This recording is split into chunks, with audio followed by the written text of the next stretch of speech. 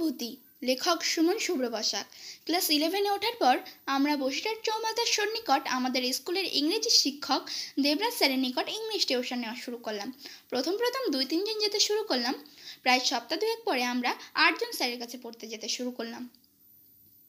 Debraj sir আমাদের খুব প্রিয় ছিলেন, তাই আমাদের টিউশন নিতে বেশ ভালো লাগতো। 1 মাস পড়া হয়ে গেল। আমি বসিরহাট দিদির বাড়িতে ছিলাম। সন্ধ্যা 6টা থেকে আমাদের পড়া থাকতো। আমার বন্ধুরা আমাকে দিদির বাড়ি থেকে নিয়ে যাবে, কিন্তু ওরা সেদিন নিতে আসলো না। তাই আমি ভ্যানে করে উপস্থিত হলাম স্যারের বাড়ি। একটু লেট হলো। গিয়ে দেখি কিছু নতুন ছেলে মেয়ে পড়তে এসেছে।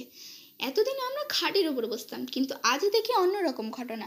নতুন ছেলেমেয়েরা যারা এসেছে 6 জন, তারা সবাই খাটের উপরে বসেছে। ভালো করে দেখলাম 6 জনের মধ্যে আছে 4টি মেয়ে 2টি ছেলে। বেচারা আমার বন্ধুরা নিচের মাদুরে বসেছে। খাটের পাশে বসেছিল বন্ধু অভিজিৎ। ও আমাকে এক টান মেরে ওর পাশে বসালো। হঠাৎ টান দেওয়ার ফলে আমি পড়ে গেলাম। খাটের ওপর বসে নতুন ক্লাসমেট আমাকে দেখে হেসে উঠলো। আমি বিদ্রুপ বোধ করলাম।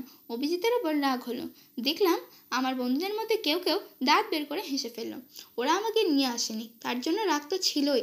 তারপর এই দুরবস্থায় সকলের সামনে শুধুমাত্র অভিজিৎ কেবল হাসেনি। ও হাত জোর করে ক্ষমা চাইলো আমার কাছে। নতুন মেয়েরা আমাদের নিয়ে কী সব বলতে লাগলো। স্যারের কাছে নতুন স্টুডেন্টস পড়তে আসবে তা আমরা কেউ জানতাম না। কেন স্যার আমাদের ব্যাচে অন্যদের ঢোকালো? আমরা এই সব কথা বলা বলি করছিলাম খুবই আস্তে আস্তে। ওরা উপর থেকে বলতে লাগলো, এই ছেলেগুলো মেয়েদের থেকেও আস্তে আস্তে কথা বলে। ওরা আমাদের অপমান করতেই লাগলো। আমরা নিরুপায় চুপ করেই রইলাম আর অপেক্ষা করতে লাগলাম কখন স্যার আসবেন। আমাদের প্রতীক্ষার অবসান হলো। স্যার রুমে ঢুকলেন। স্যার পড়াশুনো শুরু করলেন। বেশ কিছুটা সময় কাটলো। এবার স্যার আমাদের খাতা কলম রেডি করতে বললেন। বুঝতে পারলাম স্যার এবার নোটস লেখা শুরু করবেন। স্যার বলতে লাগলেন আর আমরা লিখতে লাগলাম। আমি তাড়াতাড়ি লিখতে পারতাম, আর আমার বন্ধুরা যদি লিখতে না পারে তাহলে আমার খাতা থেকে ওরা লিখে নিচ্ছিল। দেখি ওপরের স্টুডেন্টসরা লেখার ব্যাপারে একদম টান ভিজছ। বারবার একে অপরের খাতার দিকে দেখতে লাগলো, কিন্তু তাতে কি সুরাহা হয়? আসলে সবাই তো একই রকম। শুধুমাত্র দেখলাম খাটের ধারে বসা বেশ সুন্দর দেখতে যে মেয়েটা, সে বলছিল বারবার স্যারের কাছে জিজ্ঞাসা করে কোনো মতে উত্তরটা লিখে নিচ্ছিল। সে মাঝে মাঝে আমাদের দিকে তাকাচ্ছিল। আমার সাথে একবার চোখাচোখি হয়ে গেল। আমরা দুইজনেই মুখ নিচু করলাম। যাই হোক, অনেকক্ষণ পরে আমাদের প্রথম দিনের পড়া শেষ হলো। আমরা একসাথে বের হলাম, ওরাও বের হলো। একসাথে বের হয়েও আমরা ওদের সাথে কথা বলতে পারলাম না, অর্থাৎ এক প্রকার পাত্তা না দিয়ে ওরা চলে গেল। সেদিন বাড়ি ফেরার পথে আমার মনটা খুব খারাপ ছিল। নতুন বন্ধুদের ব্যবহার আমার মোটেও ভালো লাগেনি। অভিজিৎ অবশ্য মেয়েগুলির রূপ লাবণ্য নিয়ে কথা বলছিল।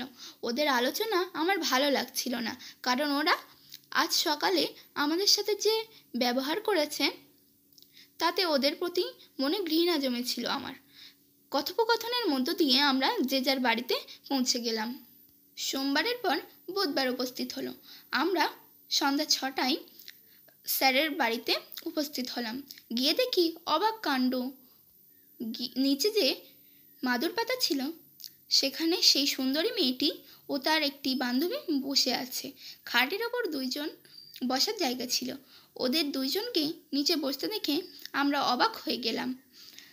ওপরে যে 2টি ছেলে বসেছিল তারা আমাদেরকে বলল যে তোরা যে কোনো 2 জন খাটের ওপরে চলে আয়। বন্ধুরা কেউ উপরের দিকে যেতে রাজি হলো না। অভিজিৎ আমার কানের কাছে ফিস ফিস করে বলল, যদি তুই ওপরে বসিস তাহলে আমিও বসতে রাজি আছি। অভিজিতের কথা এতটাই আস্তে ছিল যে আমি ঠিক শুনতে পেলাম না, খুব ধীরে। কিন্তু সেই মেয়েটি বলল, অভিজিৎ তুই ওপরে গিয়ে বস। আমি ওর পাশে বসবো বলে উপর থেকে নিচে এসে বসেছি। আই এম তো জাস্ট অবাক। মনে হলো উপরে গিয়ে বসি, কিন্তু কিসের একটা মোহে আমি আচ্ছন্ন হয়ে গেলাম। আমি মেয়েটির পাশে বসলাম। সেই শুরু হলো আমাদের পাশাপাশি বসা। তারপর থেকে আর কোনোদিনও আমরা আলাদা আলাদা বসিনি। আমার খাতা নিয়ে কৌশলে ও আমার নাম জেনে নিয়েছিল, কিন্তু ওর মতো আস্পর্ধা দেখাতে পারিনি আমি। পাশাপাশি 3 দিন বসার পরে আমি ওর নাম জানতে পেরেছিলাম। ও আমার পাশে বসেছিল কারণ স্যার তাড়াতাড়ি নোটস ডিকটেট করেন এবং ও লিখতে পারে না। প্রথম দিনও নোটিশ করে বুঝেছিলাম আমি খুব তাড়াতাড়ি লিখতে পারি, তাই নিজের বন্ধুদের ছেড়ে আমার পাশে চলে এসেছিল। প্রথম যেদিন ও আমার পাশে বসেছিল, আমার মনে পড়ে আমাদের দুজনের মাঝখান দিয়ে টেবিল ফ্যানের তার দিয়েছিলাম, কিন্তু সে দূরত্ব আমাদের বেশি দিন থাকেনি। একদিন ও আমাকে ওদের বাড়িতে নিয়ে গেল, আমি একাই গিয়েছিলাম। ও আমার বন্ধুদের বলতে বারণ করেছিল, তাই সবার অজান্তে ওর সাথে ওর বাড়িতে গিয়েছিলাম। ওর মায়ের সাথে কথা বলার পরে আমরা দুজনের দোতলার ওর ঘরে গেলাম। আমি চেয়ারে বসতে গেলাম, ও আমাকে এক টান মেরে খাটে বসাতে গেল। হঠাৎ টানে আমি ওর গায়ের ওপর পড়তে গিয়ে নিজেকে সামলাতে চেষ্টা করলাম, কিন্তু সেই সময় ও আমাকে কাছে টেনে নিল।